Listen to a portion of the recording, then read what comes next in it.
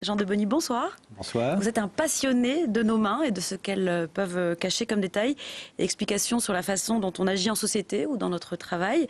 Alors ce ne sont pas les lignes qui vous intéressent à proprement parler, mais les empreintes digitales, savoir si nos mains sont plutôt moites, sèches, chaudes ou froides. Et aujourd'hui, après de nombreuses recherches, vous apportez votre savoir auprès des entreprises, notamment auprès des services de ressources humaines. Alors déjà, comment est née cette passion? Comment est-ce qu'on en vient à étudier les mains, finalement? On peut dire que c'est le hasard et la nécessité. J'avais un esprit scientifique depuis toujours. Je voulais être ingénieur depuis l'âge de 5 ans. Et puis, comme certaines personnes, j'ai été cancre. J'ai fait 2 secondes et 4 terminales.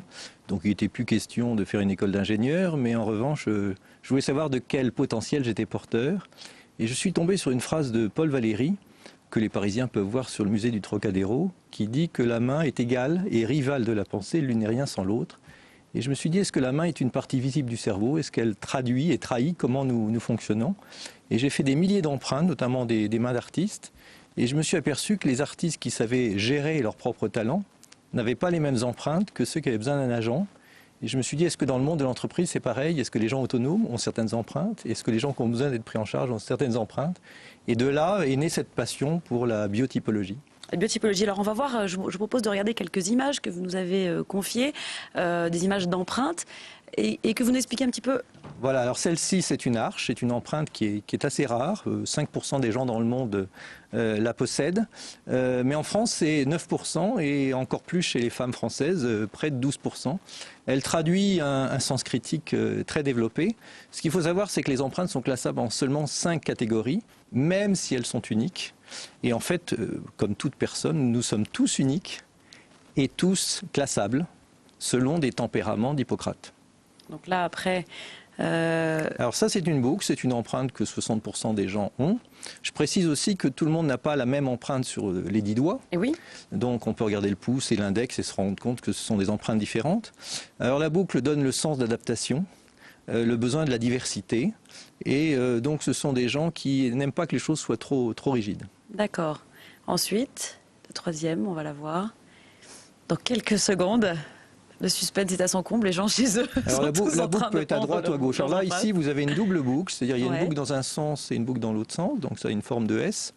Et ça, c'est une empreinte qu'on retrouve chez les gens qui sont perfectionnistes par passion, parce qu'on verra qu'il y a aussi des gens qui sont perfectionnistes par amour-propre. Et donc, ceux qui sont perfectionnistes par passion et qui ont cette empreinte-là sont prêts à prendre des risques. Alors je leur dis, attention, le mieux est parfois l'ennemi du bien, et qu'il faut parfois savoir s'arrêter. D'accord. Et ensuite, la dernière, donc. Alors celle-là n'est pas une spirale, c'est une ellipse. Il en reste une. Et cette empreinte-là est caractéristique de gens, alors je précise aussi que ça dépend de la chaleur et de la moiteur de la main, souvent dans des mains qui sont froides et sèches, froides et humides, et ce sont des gens qui aiment la routine, qui ont besoin d'avoir un cadre précis et qui est stable. Voilà, alors donc ce sont des gens sur qui on peut compter pour que la qualité reste dans la durée, mais qui ne sont pas très créatifs. Alors voilà la spirale, c'est une empreinte que possèdent 15% des gens dans le monde. C'est des chiffres qui viennent de Sagem, qui est leader mondial de la biométrie. Mais en revanche, 60% des dirigeants, sur ce que j'ai noté, ont cette empreinte-là et elle traduit le besoin de se prendre en charge et aussi de prendre en charge les autres parce que les gens qui ont des spirales considèrent que prendre en charge sa vie, c'est tellement simple, tellement naturel que ce qui donne du vrai poids à leur vie, c'est de prendre en charge les autres. Et justement, alors c'est ce que je vous expliquais, c'est qu'il y a les gens qui ont le caractère, qui se façonnent avec les expériences, avec les rencontres, et puis il y a quelque chose d'inné contre lesquels, selon vous, il ne faut pas lutter. C'est-à-dire que c'est ce que vous expliquez aujourd'hui à des dirigeants que vous rencontrez. En quoi vous les aidez quand vous intervenez auprès des ressources humaines, notamment? D'abord, ce qu'il faut bien préciser, c'est qu'il y a le tempérament qui est inné, le caractère qui s'acquiert, et la conscience qui fait l'arbitre entre les tendances innées et les habitudes. Et donc moi, je ne peux diagnostiquer dans la main et dans les empreintes que le tempérament, mais chasser le naturel, il revient au galop, tout le monde le sait, mais ce que les gens ignorent, c'est que en fait, plus vous avez d'expérience, plus la vie avance, et moins c'est votre expérience qui joue et qui agit. En fait, le poids de l'inné augmente avec le temps au lieu de se réduire. Et donc, quand vous avez 20 ans, si vous avez des choix qui ne sont pas tout à fait idéaux par rapport à votre nature, c'est pas très grave. Mais pourquoi les gens font des bilans de compétences à 40 ans? C'est justement parce que la nature reprend ses droits et que s'ils n'étaient pas en accord avec eux-mêmes, ben, ça devient prégnant. Est-ce que vous préconisez des tests justement, enfin de prendre ces empreintes digitales avant un entretien d'embauche? Enfin, est-ce que vous finalement c'est quelque chose qui pourrait se faire selon vous dans les entreprises, comme on a fait des tests de QI, comme on a fait tout ça, de prendre son empreinte? Alors moi, j'intègre la biotypologie dans des bilans de compétences, mais je l'intègre aussi dans des validations de recrutement. Et en fait, ce que je préconise, c'est d'une part que l'entreprise puisse se dire c'est la bonne personne pour la bonne place et non pas seulement celui qui est le plus convaincant ou le plus motivé, mais aussi que la personne qui est choisie connaisse les empreintes de la personne qui sont hiérarchiques de manière à ce que la synergie et la complémentarité soient plus intéressantes à mettre en œuvre. Vous me parliez d'Orange notamment, hein. Il y a eu beaucoup de faits graves, de gens qui ne voulaient pas être mobiles. Et selon vous, ça par exemple, on peut le voir oui. Par rapport aux mains, par rapport aux empreintes? En fonction des empreintes, on peut voir si votre professionnalisme décroît avec la routine ou croît avec la routine. Et donc du coup, je pense que Orange et France Télécom auraient dû proposer la mobilité à des gens qui ont des mains chaudes, humides et qui ont plutôt des boucles, et proposer plutôt la non-mobilité à des gens qui ont des mains chaudes et sèches ou froides, humides et qui ont ou des arches, ou des spirales, ou des ellipses.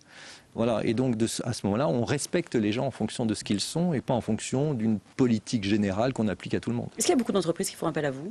Et si oui, est-ce qu'il y a des gros groupes? Beaucoup, c'est un sujet, non, c'est pas beaucoup parce qu'il faut que les gens aient une ouverture d'esprit assez forte et malheureusement les DRH l'ont pas toujours.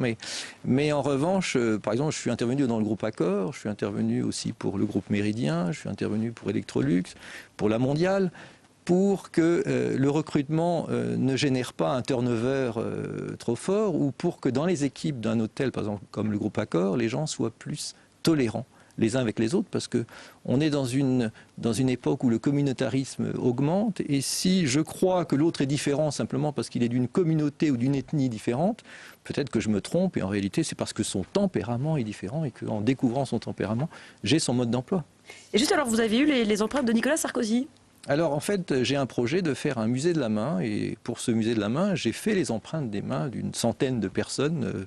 Vous les avez données quand il était à la mairie de Neuilly, hein, c'est voilà, ça? et donc je l'ai rencontré il y a 20 ans, j'ai fait les empreintes des mains de Sarkozy, maire de Neuilly, et comme tous les gens qui aiment le pouvoir, il a des mains chaudes, parce que les gens qui ont des mains froides n'aiment pas le pouvoir, et il a des mains qui sont chaudes et sèches, je ne dirais pas comment sont ces empreintes digitales, ça reste un secret, mais néanmoins, tous les gens qui ont des mains chaudes et sèches aiment le pouvoir et aiment prendre en charge les autres.